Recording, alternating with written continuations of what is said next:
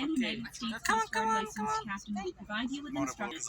In the event of a fire, we have 2 portable fire extinguishers, one at the front of the duct next to the narrator, and one... Just couldn't tell. My name wasn't always Supersize, though. It used to be Super Swift because it is my superpower. I am very, very fast. Ouch. Not the only companies that wanted to be advertised by. Working here trying to get it back, and let me tell you something, people. These days, I'm all about the fitness. In 1625 and 1630, crazy Puritans. The Blackstone had enough of them, so he left that on and be like, "Oh, I'm going to go to work all day dressed like this." 1913, it then became armed with a soldier's gun, causing the gun to go off. The other soldiers heard the shot and panicked and fired into the with the steam coming out of it. It's adorable. That tea kettle dates back to 1872. That wasn't a Starbucks back in 1872, though. It's probably a Dunkin' Donuts, I imagine. This is the only Dunkin' Donut you'll see on the whole tour is here on your left. On the King's Chapel burying ground here. This is the oldest brand. Heard of Paul Revere? Yes, well, he's not buried there. He was a coppersmith. He was a silversmith. He made gunpowder. He made church bells. He made dentures. This is where it comes from. Parker House rolls. This is where they come from. Do you guys want to hear the Boston cream pie in the window there? That's not the actual size of the piece you get, though. That's just a picture they blew up. I made that mistake. I went in there and ordered a piece. They brought me a little piece. I'm like, oh, I want the one from the window. They were like, sir. And then here on your left, there is a bar called the Beantown Pub. It is the only place in the world you can enjoy drinking a cold Sam Adams. We're looking right across this over here on your right in the Granary Burying Ground. Now listen, escúchame. If you are dead and you are in Boston, this is where you'll be prosecuting attorney in the case of the Boston Massacre. He only lost one case in his life, and it was against John Adams in the Boston Massacre. Links look straight up the street there. I love that gold dome. It's the second best looking dome in Boston. Right, and does anyone know what this big park is called on your Supersize? Now this is where you can walk the Freedom Trail. Does anybody here walk the Freedom Trail? Nice, 2.5 mile walking to walking. They just eat it right up. And if you keep looking on your right, once we pass by the Visitor Information Center, you'll see the newest sculpture. We have representation of the embrace between Dr. Martin Luther King Jr. and his wife, Coretta Scott King, upon finding out that he'd be winning the 1964 Nobel Peace Prize. Now, the prize at that time was about $80,000. He donated all that money back to the civil rights at BU, and Coretta Scott was a singer studying voice at the New England Conservatory. Give them a quack. Supersize. Founded originally on a piece of land called the Shawmut Peninsula. Now, the Shawmut Peninsula, did I say Iowa? Algonquin is the name of the series of indigenous tribes along the east coast of the United States. Algonquin, that's why they were okay when William Blackstone, the first settler, showed up there. They didn't get annoyed till the Puritans showed up, because that's what the Puritans did. Pretty much annoy everybody. Now, we've just entered our theater district. Guys, we have a pretty good law Boston, which is one of maybe 2 or 3 colleges that we have in Boston. We're not a big college. New England Law Boston. They called it the Portia School of Law, Portia. And it was not co-ed back then either. It was only for women. Now, it's pretty neat that it's in the theater district because the original name Portia is a reference to a character from a Shakespeare play called The Merchant of the Revolution. Now, she wanted to join the Continental Army in 1781, but was not allowed to join because she was not a man. So Deborah Sampson, dressed as a man, went under the name Rod in the Thigh. But she couldn't go to the surgeon or they'd find out her secret. So Deborah Sampson operated on herself. She removed the musket ball from her own leg, sewed it back. He could have arrested her. He could have given her a court-martial. But he had such respect for her as a soldier that Deborah Sampson was given an honorary discharge at West Point. She got her full military pension and all her benefits. And when she died, her husband got spousal benefit for Berkeley Street here. And you will see that this is one of the largest collections of Victorian architecture in the United States. Beautiful neighborhood, guys. We're going to get closer to that here in a minute. Now, where is Back Bay on this map from 1770? Churches here in Back Bay, starting with Trinity Church on our right. Now, we're going to see the front of it here in a minute. I'm going to tell you more about it then, but we're also going to be passing by the tallest building in Boston, the John Hancock Tower. And if you look at the Hancock Tower, it'll actually reflect a beautiful view of this church. And if you look in the first floor window, look at Captain Supersize. Good job, but I mean, do those eyelashes ever quit? I'm sorry, I get distracted by my face. Now, the Trinity Church here is considered to be one of 10 examples of master architecture in the United States by the American Institute of Architects. It's the only building in the top 10 we have in Boston on that list. Built in 1877 by Henry Hobson Richardson. Like I said, we'll see the front of it here in a moment. But right now, take a look on your left. You'll see the Fairmont Copley Plaza Hotel from the Sweet Life of Zach and Cody. This hotel, has anybody been in this building yet? No. People, you got to go in this building. Isn't it gorgeous? It's one of the prettiest buildings in Boston, right? And no one knows about it because they're like thinking, I don't want to go to a library. But seriously, people, Doors sculpted by Daniel Chester French, who's the guy that sculpted Abraham Lincoln, the Lincoln Memorial. Ooh. Murals on the third floor by a famous artist named John Singer Sargent that took him 20 years to make. A courtyard that is one of the most peaceful places. Now, this style of architecture is called Richardsonian Romanesque. That you can tell us on your left is called the New Old South Church. Wow is right. It's a lovely church. And this is Gothic architecture. You can tell by the pointed archways above the doors and windows. The city, not the oldest church, but Ben Franklin was a member of this church. So was Sam Adams. Now we are turning onto Boylston Street. About a half a block behind us on Boylston Street here is where you'll find the finish line of the Boston Marathon. Running the Boston Marathon about 6 months ago on Patreon. The most world-renowned School of Engineering and Technology, and it was originally found in Boston. It doesn't have anything to do with pudding, though. I found that out the hard way. Now, called the Arlington Street Church, built in 1861, the first building built in Back Bay, and if they're still in there, you'll see the world-famous swan boats. Have you all taken a swan boat ride in Boston yet? That's my favorite word to say, though, on the whole tour, is lagoon. Is it weird to have a favorite word? I feel like most people don't have favorite words. Mine is lagoon. Everybody say it. Everybody say lagoon for the city either. This little peninsula was just 1.5 square miles. This is what it looks like today, though. So that dark green part in the middle is original Boston. All that light green you see around it is all land that we have added. I mean, we have totally changed the whole geography of this area. We love landfill. Can't get enough of it. Now, have any of you ever read the suspense novel, Children's Book of Massachusetts?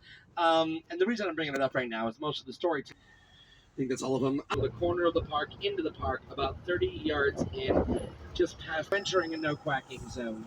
We have no style with the ornate windows above the doors called transoms, the windows. Now keep your eyes out for purple panes of glass on Beacon Hill, because if you see one, it's over. Did the first major development of the hill, all the glass they used turned purple.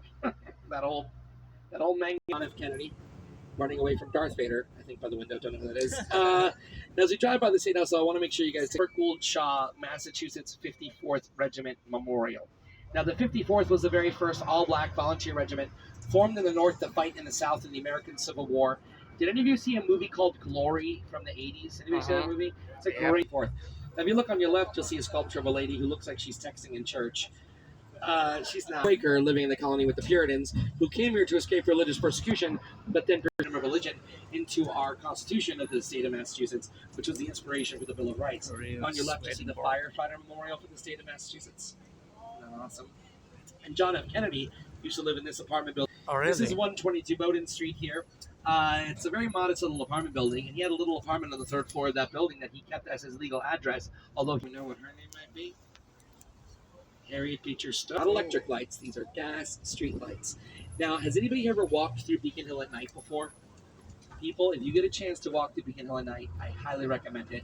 It's so nice walking up and down those old brick sidewalks under that warm gas light, looking at all the rich people's windows at their stuff. It's like a really good time. You might, anyway, what? No, where are you guys coming from? You live on commercial. It's called the West End. The West End was completely redeveloped in the 1950s and 60s, and something called urban renewal. Now, the West End used to be this very densely populated Look at how tiny this building is, in defiance of all these giant buildings around it, and people still live here. Look at this thing. An assortment of different bars. It's the Suffolk County Jail. Not a bad spot. If you look at the little windows, you can pretend those are vertical blinds. And those are not vertical blinds. But then that's like putting a jail here in Ireland and Switzerland and Japan. There's no old stuff over there. This was built in 1908, huh? Isn't that crazy? There was stuff back then, guys. Now, if you look on your Band-Aid on his shoulder, where he was vaccinated 3 years ago, but he can't take the Band-Aid off because his little arms, he can't reach his shoulder. What was your favorite thing in the Museum of Science, sir? On it, see that there? That's original graffiti for when that piece of the wall was up in Berlin. That's why there's plenty. Go in the water? Yeah. All right, well, let's talk safety for a moment. Now, I am not just a superhero. I'm also a Coast Guard licensed captain. If you look above you, there are life jackets. These life jackets held up by these straps. If you put us in the low gear, he's going to honk the horn because I need you guys to give him a quack. You guys ready? Quack. Here we go. Hold on. Wait for it. Supersize. Here we go.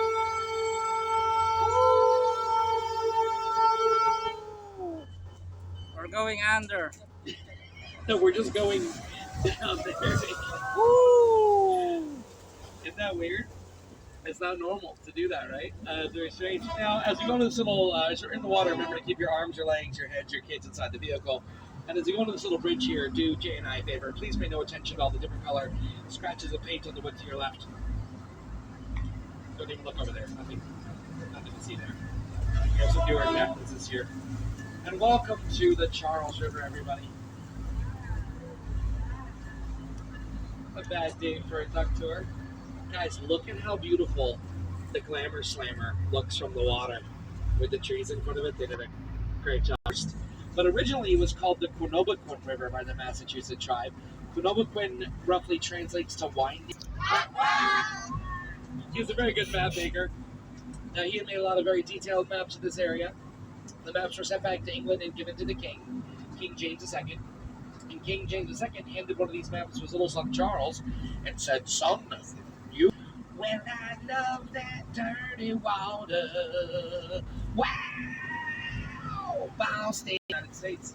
They've come a very long way with this. Now, Jay's going to honk the horn here in a moment. Intervals we have no control over. And sometimes due to traffic or whatever, we get a little bit out of sync with our break schedule. And unfortunately, right now, we are about 2 minutes into Jay's afternoon break. So he's got to take a break right now. I'm so sorry. This is incredibly... What is it? Edgar, nice to meet you, Edgar. Will you me a favor, Edgar? See it? I'll take a picture of you doing this. What? Oh, you want your... Okay, you bring that phone up here. I'll take a photo for you. I got a pretty good angle here. Probably not the part of Cambridge you think about. When you think of Cambridge, this isn't wise. We've totally changed the whole area. Edgar, you've done a great job. Give Edgar a round of applause, everybody. Hold on here. Hold on, Edgar. I got something for you. I got you a sticker that says you drove a duck. Excellent. Now, what this part of Cambridge is now, just past these residential buildings on the banks of the river there, a lot of people in the tech world consider it to be one of the most innovative square miles in the country. But you know what they say? Necessity is the mother of invention. The building used to house a textbook company. Doing really good. Now, if you guys take a look on your left, in a moment, once we pass by the trees, you're going to see 3.5 carat gold leaf. And that dome was painted gray in the early 1940s. Why did they paint that gold dome gray in the early 1940s? Longfellow Bridge, a beautiful bridge built in 1908, named after the American writer and poet Henry Wadsworth Longfellow. If you look at the base of the two center piers as we approach the bridge, you'll see the front of Viking ships. There, a building with a ball on top, a little white ball, like a khaki building with a white ball on it. That is the current campus of MIT. It's where they're located now. Now, as we continue to make this, it's a brand new building in BU that was designed to look like a stack of books over there. See it over there on the right? It's actually up for a lot of architectural awards this year. Now, to the left of that, you'll see the Sitco sign, a big sign with a big red triangle on it. What's over there by the Sitco sign? Fenway Park, the oldest ballpark in Major League Baseball, built in 1912, home of the Boston Red Sox. If you don't get a chance to go to a game at Fenway, take a tour of the park. It's an amazing tour to take. Now, to the left of the Sitco sign, you see a building that's under construction. See the building with the crane right over there?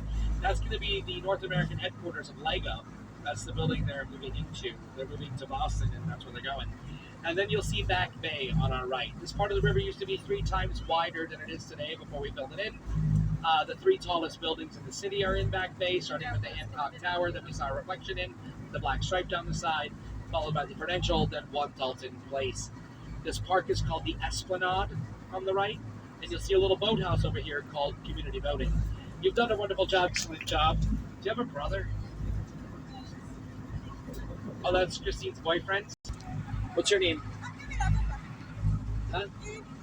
Abigail? Nice to meet you, Abigail. Great name. Have a seat there. Now, if you guys take a look on your right, y'all see the khaki building with like the square windows on our right, just past the trees. See that? That is the Massachusetts Eye and Ear Infirmary. Abigail. Abigail. Look at me. Nice, you're doing really good. Now, the Massachusetts Eye and Ear Infirmary was ranked the #1 specialty hospital in the country last year by the U.S. World News and Report. Have you guys ever heard of the singer Adele? So Adele had to have vocal cord surgery 5 years ago. This was a big deal for her, right? She could have gone anywhere in the world to have the surgery done, and she chose the Massachusetts Eye and Ear Infirmary to do it. It's that kind of awesome. Now, it's part of the Massachusetts General Hospital, which, no joke, is one of the best as an anesthetic for surgery. This was back in 1850. Get injured, get sick, we got you. touch you. You've done a wonderful job. Give Abigail a round of applause. Thank you very much, Abigail. I got them. Very nice. And I do need someone else to try this. So also, people, this will change your life. Look at Abigail. She's like glowing. Jeanette, give me a smile over here. Awesome. You're doing good. Now, guys, Boston Children's Hospital was ranked the #1 children's hospital in the country last year. The science here in front of us on your left. Not a bad guess me which restaurant in Boston has the best view of any restaurant in the city, and without a doubt, it is the cafeteria of the Museum of Science, right? Those second floor windows overlook the whole river. You see the Sitco sign, the Longfellow Bridge, and you can have some chicken fingers. It's great. In fact, this little pavilion here behind the Museum of Science has become a very popular spot for weddings. A lot of people getting married here by one Jorge. That's it for kids to join. The only reason they have the adult memberships is to help subsidize the children's memberships, and they take a lot of donations as well. Now, you guys, when you bought your duck tour tickets, they may have offered you or asked if you wanted to round the total of your bill to the nearest dollar. This is the program General Motors plants in Pontiac, Michigan. And at one point, Boston Duck Tours had 26 of the original World War II ducks as our fleet. But about 15 years ago, we started the General Motors made for the war. We're given a 4-letter code to identify them, and each letter was chosen front-wheel drive, which is what Jay is doing right now, is turning on our front-wheel drive. Now, why would they choose K for front-wheel drive? Well, a K looks like... Check out this view of the Zaker Bridge on your right. Pretty cool view of it. Now, does anyone here know who the Leonard Zaker Bridge was named after? Leonard Zaker. Nice work. Leonard Zaker was a very cool guy. He was a human rights activist. He was head of the Anti-Defamation League in Boston for many years. He was also really good buddies with the boss. Now, when I say the boss, who am I talking about? Bruce Springsteen. And in 2004, when they were dedicating this bridge, Bruce showed up with his acoustic guitar and played Thunder Road on the bridge for his late buddy. Now, the reason why Jay had to turn the front wheel drive on is our propeller is not strong enough to push us up the ramp so those back wheels can catch. So we need the front wheels to pull us up only about 10 feet. Now, the back wheels, just so you know, they've been spinning the whole time we're in the water. We never turned those things off. It's one of the best we got at this. Let's give the skate park a quack. Supersize! I'm sure you guys are all planning on coming here later. Here are the rules of the Lynch Family Skate Park. You can bring any skate park, but one of the coolest bits of artwork is something that they did at the very beginning when they first built it. In the sidewalk, right, at the entrance of our skate park, there are these 2 images etched in the sidewalk.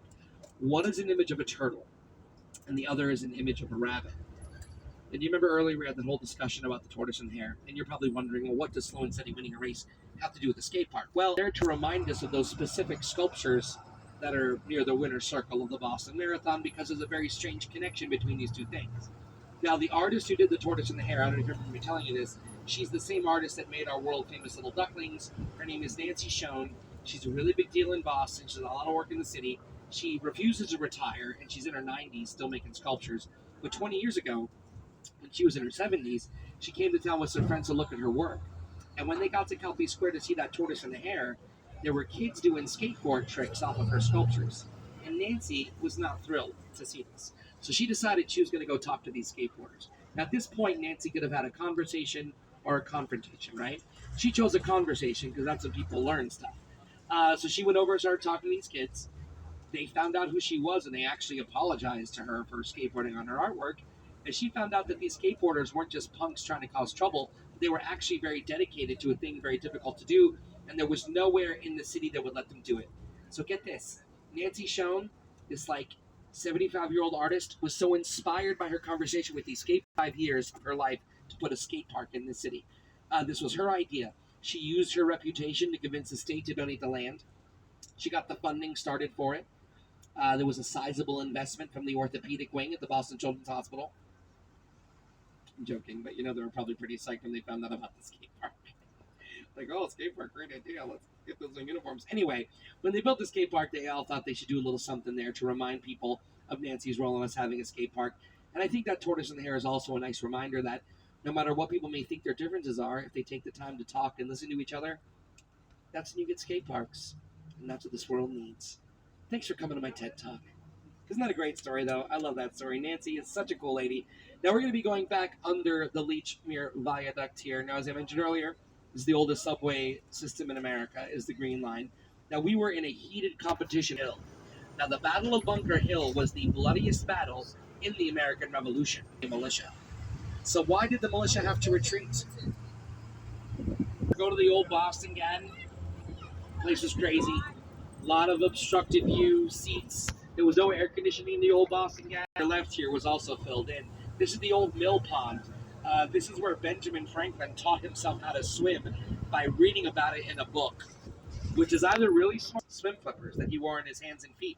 If you go to Fort Lauderdale, Florida, to the Swimmers Hall of Fame, Benjamin Franklin is taking up 30 acres of land. So we decided we should take that highway and put it underground. So we had a little construction project called the Central Artery Tunnel Project. What do we call it around the area? And you explore the North End. The North End was site of one of the worst disasters in the history of Boston. A horrible disaster that killed a bunch of people. I don't know why I end the tour like this. It's not a good idea. But do you guys know what molasses is in the North End? We're called the Purity Distilling Company that would distill molasses to make industrial alcohol. And they had a huge steel tank that could hold 2.5 million gallons of molasses. And on January, into the weird historical disaster genre, I think this might be the only book in that genre. But it's a very good book. You're going to definitely hear this story again. It's going to be like, what a sweet way to go. No way. And I refuse to ever refer to it as the Boston Molassaker, because that would be tasteless and a little tacky. But you guys have made it back to the New England Aquarium. Now, guys, take a look around yourselves. Make sure you have everything you brought on board. People love to leave things on our dock, like garbage cans. Round of applause for getting us safely around the city. Now, do Jay and I a favor and stay seated till we can get back there and let the gangway down. Remember, these stairs might be a little bit slippery, so please take your time going down them.